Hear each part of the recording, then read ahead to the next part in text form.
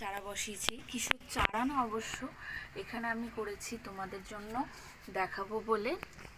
আমি মাটি তৈরি করে সঙ্গে সঙ্গে সেদিনই বসিয়ে দিয়েছিলাম, যেহেতু সন্ধ্যা লেগে গেছিলো, তো সেই জন্য আমি আপনাদের সাথে শেয়ার করতে পারিনি। এখানে কিন্তু আমি শাকের চারা দিয়েছি, মানে লাল শাক হোক বা সবুজ শাক হোক, হবে যে কোনো একটা। এখানেও তাই শাকের চারা দিয়েছি। আর এখানে করেছি আমি বাদাম দিয়েছি, এখন জানি না হবে কি না। এই দেখুন একটা পোকা বেরিয়ে গেছে।